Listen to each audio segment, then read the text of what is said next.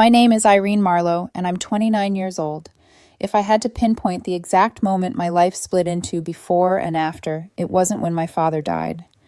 It was when my phone buzzed while his casket was being lowered into the ground, and I realized the man I loved had no space in his heart for my grief. My father's death came suddenly, a heart attack in the middle of the night that left the whole house hollow and echoing. He was only 56. At the funeral, my mother could barely stand. My sister cried through the entire service, and I felt like I was walking underwater, unable to feel anything except the dull pressure of loss. People kept repeating the usual phrases: "He's in a better place. He lived a good life. You have to stay strong." But they all blurred into meaningless sound. When the cemetery workers began lowering the casket, my mother's hand clenched around mine as if she could hold the world together through sheer force. In that exact moment, my phone vibrated inside my coat pocket. I tried to ignore it at first, but after the second buzz, I checked, thinking maybe it was my sister asking about Mom. It wasn't. It was Aaron, my boyfriend. "Hey babe, can you pick up pizza on the way home?" Another message followed immediately. Also, "Can your family drama wait? I've got people coming over. Need the place looking decent, lol." For a moment, I thought I read it wrong. I reread it. Once. Twice. A third time. My father's casket was descending into the ground, and he was asking me to pick up pizza, calling the funeral family drama. My chest tightened so sharply it felt like a physical wound, but I forced myself to slide the phone back into my pocket. This wasn't the place to react. This moment belonged to my dad. The rest of the afternoon felt like drifting in a fog. People gathered at my mother's house to share memories, comfort each other, and pretend the world still made sense. I stood with them, listened, answered. When I was spoken to, but the text burned at the back of my mind like a brand. Every time I remembered it, something inside me twisted. It was past 8 when I finally returned to my apartment. I expected silence, maybe a moment to breathe, to sit alone and let the day settle. Instead, the moment I opened the door, loud music and laughter hit me so hard I froze. My living room was a mess, wine bottles everywhere, pizza boxes stacked on the table, and 3 strangers lounging on my couch like they lived there. One girl glanced up and said casually, "Oh, hey, you're back. How was it?" I stared, unable to answer, because the words felt too small for what the day had been. Then Aaron came out of the kitchen, holding an open bottle of wine, smiling like nothing was wrong. "Irene, perfect timing.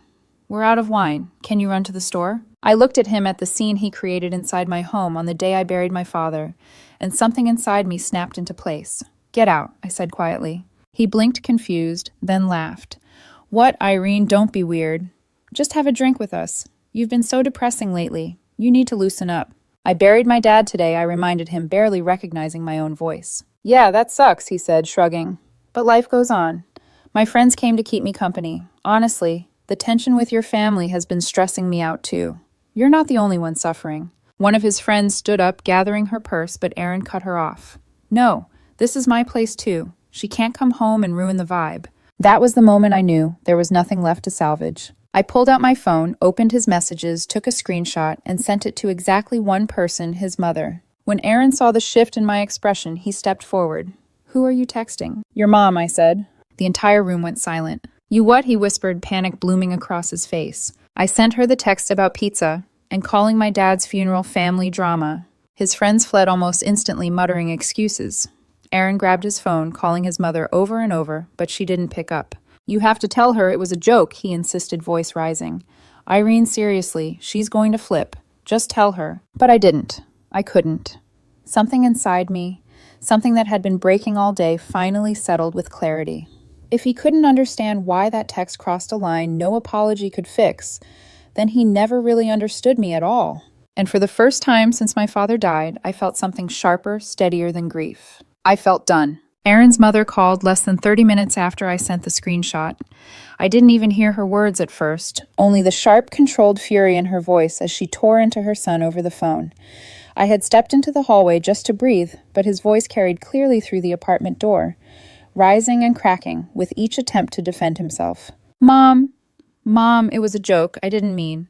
No, I wasn't partying. They just, Mom, please, Then a pause, a long one, and then much more quietly. Okay, fine. When I went back inside, Aaron was standing in the middle of the destroyed living room, face pale and jaw clenched. The panic had fully overtaken the arrogance. "She's coming," he said hoarsely, "to pick me up." "Good," I replied, my voice steadier than I felt. "Start packing." "Irene, don't do this," he insisted. It was one text. "I messed up. I admit that, but you're blowing everything out of proportion." One text I repeated. "Aaron, you threw a party. Today of all days. And you called my father's funeral family drama." He opened his mouth, closed it, then tried again. I was stressed. I didn't know what to say. I didn't think. "That's the problem," I said. "You didn't think. You never do." He followed me into the bedroom as I began pulling his clothes from the closet. "Stop, Irene, I'm serious. You can't kick me out. The lease is in my name, too." And that was where his panic met reality. "The lease is in my name," I corrected quietly. "You moved in 6 months ago. You're not on anything." He froze, and for a moment I saw something shift behind his expression, something like fear, but warped with resentment. "Irene," he said again, softer this time, "please. I wasn't trying to hurt you." But hurt wasn't even the right word. This wasn't a wound, it was the reveal of a truth I should have seen months ago. His mother's knock came 20 minutes later. When she walked in, she didn't look angry. She looked devastated. She took in the chaos, the bottles, the mess, the fact that he had hosted a gathering while I was at a cemetery, and her expression broke in a way that told me this wasn't the first time he'd disappointed her, just the worst. "You threw a party," she said to him, voice barely above a whisper. "Mom, please." She stepped back when he reached for her. "Don't touch me." Then she turned to me and her face softened. "Irene, I'm so sorry, for your father, for all of this." Her voice lowered even more. "You deserve better than this." Aaron's shoulders slumped. "Mom, stop. You're embarrassing me." "No," she said sharply. "You embarrassed yourself. Get your bags." He shook his head. "I am not going anywhere." Her tone changed instantly, turning cold and decisive. "Get your bags now, or I'll drag you out myself." I had never seen her like that. Whatever he expected, it wasn't this. Something in her voice finally got through to him.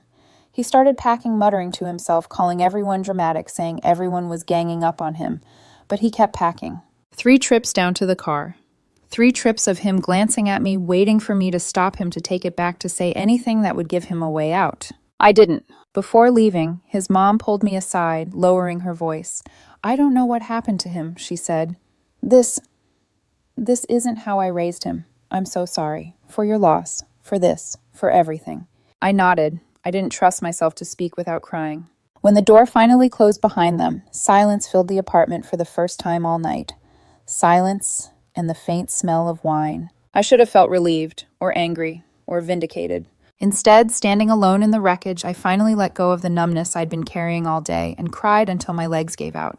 The next morning, the messages started. The first one came at 4:13 a.m. "I can't believe you kicked me out. My mom won't even talk to me. This is your fault." Then, "If you had just told her it was a misunderstanding, none of this would have happened." I didn't answer. By noon, he switched tones. "Please, Irene, just talk to me." "I'm sorry. Okay, I'm sorry." "Stop ignoring me. It's cruel." I blocked his number after the 6th call. That afternoon, 2 of his friends added me to a group chat. "Seriously, you kicked him out over one text. People say stupid things when they're stressed." "He dodged a bullet, LOL." I replied once calmly, simply. "I buried my dad yesterday. He threw a party and called it family drama." I attached the screenshot. The chat went silent. Then one friend left. The other typed "oh" and disappeared. But some didn't back off. Some defended him harder. And by evening, I learned through a coworker that Aaron was telling people his own version of the story. In his version, I supposedly came home hysterical, blew up on him, and physically threw him out. He claimed I'd been volatile since my father's death. He played the victim. My chest tightened again, but for a different reason. Not grief, not heartbreak. Recognition. This wasn't denial. This wasn't confusion. This was the beginning of something darker. That was confirmed the moment my phone rang his mother. "I need to tell you something," she said. "I overheard him on the phone. He's planning to show up at your work. He said he wants to make you pay. Something about HR complaints. Making a scene. Getting you fired." I sat very still. "Thank you for telling me," I said quietly. "Irene, be careful." And just like that, the boundary between grief and danger began to blur.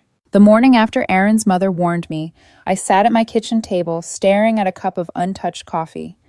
My head was heavy from exhaustion I couldn't shake. 3 weeks since my father died, and instead of grieving, I was preparing myself for a possible ambush at work from my ex-boyfriend. I typed an email to HR. Short, professional, detached. I explained that I'd recently ended a relationship and had concerns about a potential workplace disturbance. I attached the screenshot, the funeral text, not for drama, but because I needed everything documented. HR replied within 15 minutes security would be notified. If he showed up, they would handle it. I felt a mixture of relief and shame. Relief that I wasn't alone. Shame that I even needed to do this. Work had become the one place where I could almost breathe. Almost. My desk felt like a small piece of neutral ground in a life that had been ripped apart. I buried myself in emails and projects, grateful for tasks that didn't require emotional interpretation. By noon, the phone on my desk rang. Reception. "Hi, Irene. There's someone here asking for you. Says he's your boyfriend. Security's already with him." My stomach dropped. I walked to the lobby slowly, each step echoing too loudly. When I turned the corner, I saw him, Aaron, standing near the glass doors, dressed neatly hairstyled, holding a cup of coffee like this was a surprise date. He smiled when he saw me. "Hey, babe, I brought you your favorite." "We're not together," I said quietly. "You shouldn't be here." His smile twitched. "Come on, Irene. Don't be cold. Let's talk somewhere private." "No," I repeated. "Whatever you think is going to happen." "Stop," he cut in sharply. "I drove all the way here. I'm trying. The least you can do is talk to me." I kept my voice steady. "You need to leave." Something shifted behind his eyes. The charm cracked, the softness drained, and a tight anger took its place. "You're being dramatic.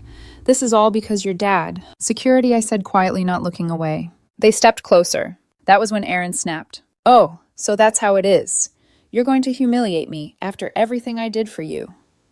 His voice rose sharp and cracking.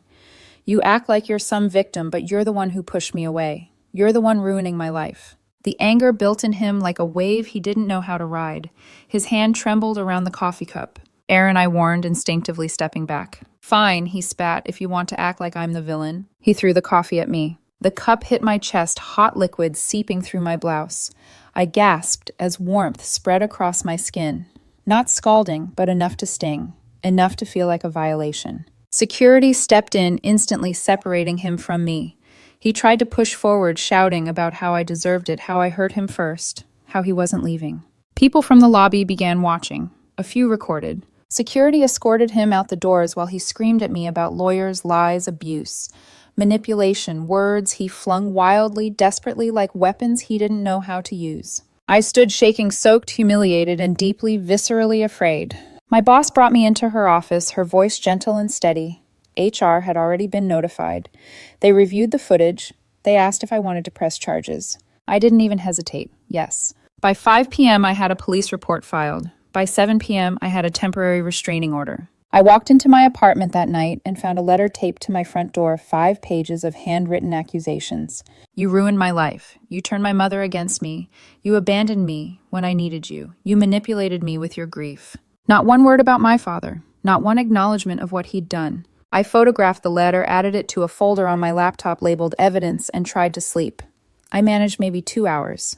The following morning, the harassment evolved. Emails from different addresses, all obviously him. Some were threatening, some guilt-tripping, some unhinged, some disturbingly calm. Then came the worst one. "Your dad would be ashamed of you." I forwarded every message to my lawyer. Later that day, my landlord called. Someone claiming to be my girlfriend Erin had tried to report me for subletting illegally. He also asked for a spare key, insisting he lived there. "Don't worry," my landlord said. "We told him he's not on the lease. We're not giving him anything." But my hands still shook long after I hung up. That night, around 2 a.m., the building's security camera caught someone keying my car. Deep scratches down both sides, and the word liar carved into the hood. The next morning, I filed another police report. 2 days passed without hearing from Aaron's mother. Then my phone rang. "Irene," she said, voice trembling with guilt and exhaustion. "I found something. You need to see it." When she arrived, she carried a thick folder and a look of defeat. She'd gone through Aaron's phone, and what she found wasn't denial or confusion. It was malice. Printed screenshots, group chats, messages where he bragged about playing the victim because people always believe the woman. Plans to ruin my reputation. Plans to get me evicted. Plans to get me fired. And then the one message that made the room tilt. Her dad just died. Perfect timing. Everyone will feel sorry for me. I felt sick. His mother looked even sicker. "I'm sorry," she whispered. "I didn't raise him to be this. I enabled it for too long, made excuses for him. I didn't want to believe he was capable of this." I didn't know what to say. My lawyer's response was clear. This is enough for a permanent restraining order. And if you want to pursue damages, you'd win. I didn't want money. I wanted my life back. But Aaron wasn't done. 3 nights later, on my father's birthday, I returned home from a quiet dinner at my mother's house and found my apartment door cracked open. The deadbolt was jimmied. I didn't go inside. I called the police from the hallway. They cleared it. Nothing was stolen.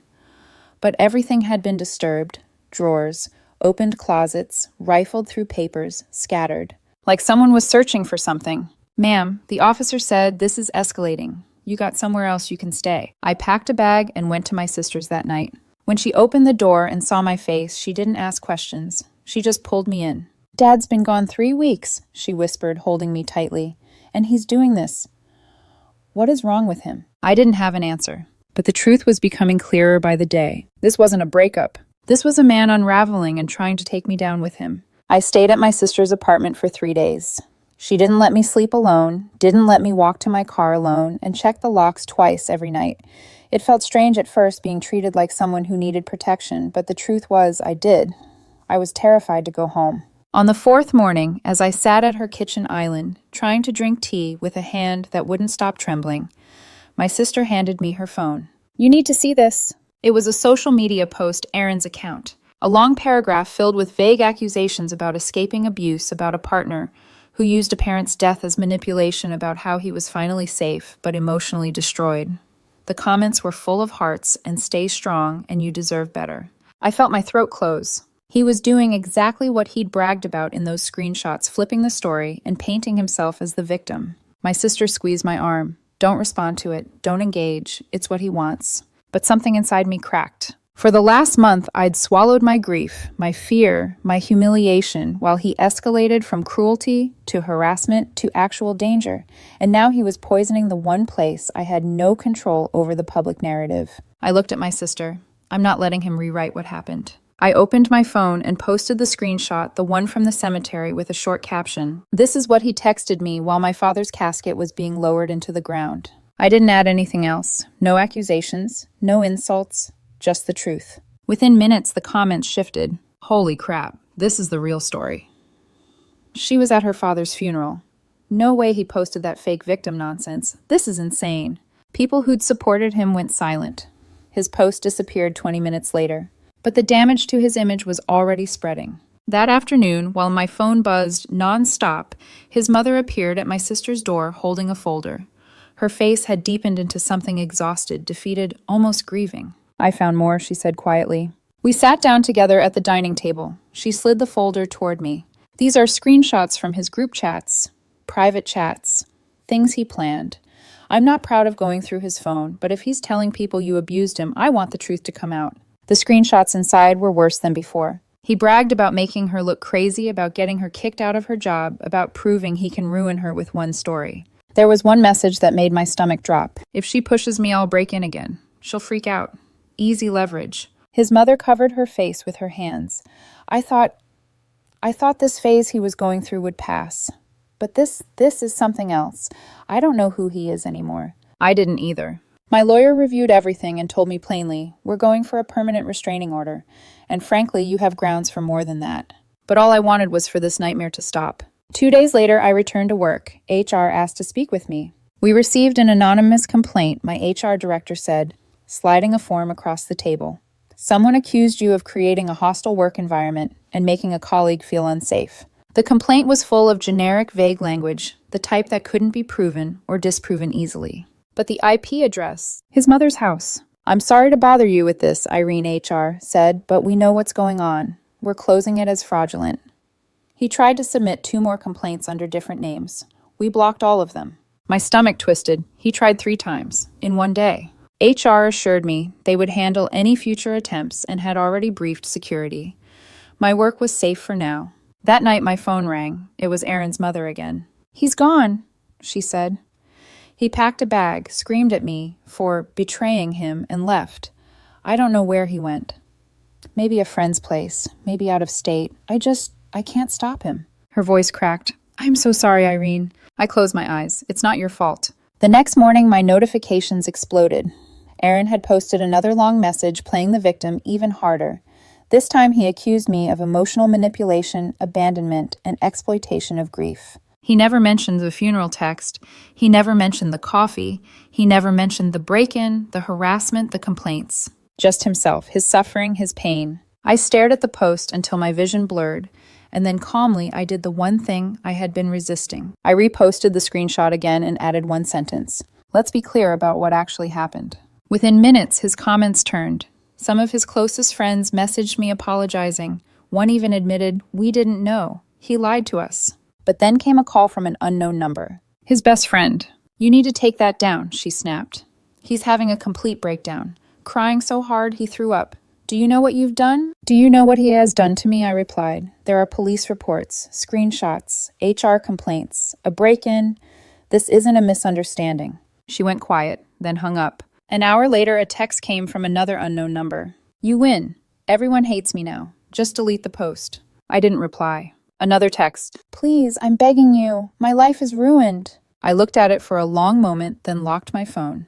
I left the post up for 2 days, not out of spite, but because I needed the truth to breathe.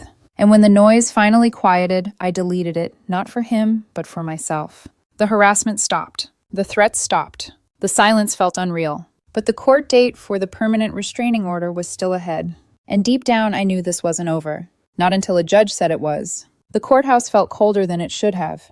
Not physically, the temperature was normal, but in that emotional way where every sound echoes too loudly, and the air feels too thin. My hands kept twisting together in my lap as I waited for my name to be called. My lawyer sat beside me, calm and steady. "You've done everything right," he assured. "The evidence speaks for itself." I tried to believe him. When my case was finally announced, I walked to the front and waited to see if Aaron would appear. Some part of me, the part that still struggled to understand how everything escalated this far, expected him to walk through the door at the last second. But he never did. He didn't show at all. The judge reviewed the funeral text, the workplace incident, the coffee footage, the police reports, the break-in photos, the fake HR complaints, the screenshots from his private chats, all of it. Every piece painted a picture that was no longer distorted by denial or manipulation. When the judge finally spoke, her voice was firm but not unkind. "Given the pattern of harassment and escalation, I find sufficient grounds to grant a permanent restraining order. 5 years. 5 years. 5 years where he cannot contact me, approach me, follow me, message me, or appear anywhere near my home or workplace." The weight of those words didn't hit immediately. Relief rarely arrives, like a gasp, more like a slow release, the kind that takes hours to realize. Outside the courtroom, my lawyer gave me a small nod. "It's over," he said. But I knew it wasn't entirely over. Legal protection stops the danger, not the grief, not the aftermath. 2 days later, Aaron moved out of state. His mother texted me. "He's going to Arizona to stay with his father. I think it's best for everyone. I'm truly sorry, Irene." I thanked her. I meant it. She wasn't to blame for the man her son had become. If anything, she had been the only person besides my family who consistently tried to shield me. That week, the world finally grew quiet. No emails, no fake accounts, no late-night pounding on the door, no accusations online. Just silence. It felt unreal at first. Every sound made me jump. Every shadow felt like an echo of the past month. Trauma builds habits before healing can break them. My boss encouraged me to take time off. My sister checked in every morning. My mother brought homemade food to my apartment every Sunday. Friends at work sat with me during lunch talking about normal things, so I could remember what normal felt like. Slowly, the rhythm of life returned. But there were moments, quiet ones, where the grief for my father hit harder than ever. I realized for the first time how much of that grief had been interrupted, hijacked, overshadowed by chaos I never asked for. I should have been helping my mother plan memorial details, sitting with my sister processing the permanence of death. Instead, I'd spent 3 weeks documenting evidence, filing reports, answering calls, blocking numbers, defending myself from lies, and sleeping on someone else's couch out of fear. For a while, I blamed myself for letting Aaron steal that time from me. My therapist corrected that thinking gently, reminding me that trauma often creates misplaced guilt. She gave everything a name: narcissistic manipulation, reactive abuse, reputation gaslighting, escalation behavior, clinical words, clear labels. But the truth was more human and less definable. Aaron's brokenness had collided with my grief in the worst possible moment, and the damage took root. And yet the distance grew, the restraint order held, and healing slowly began. The day that would have been my father's 57th birthday, I visited my mother. We cooked his favorite dinner, told stories about him, and cried, but the tears felt different now, not suffocating, not tangled with fear or anger. Real grief, clean grief. When I returned to my apartment that night, it was quiet and still, truly mine again. Earlier that week, I had installed new locks and a Ring doorbell.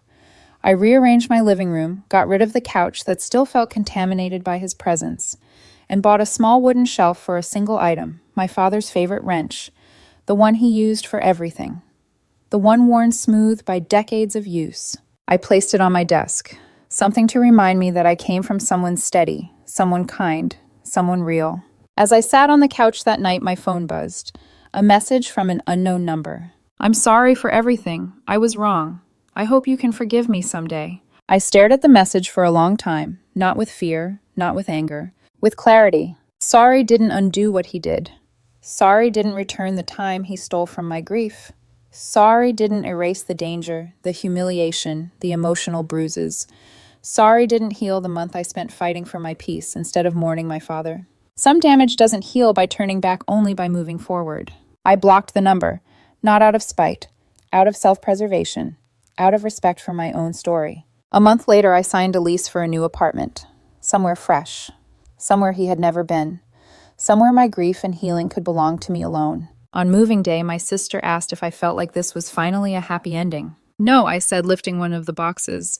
"Not a happy ending, but a beginning." And honestly, that was enough.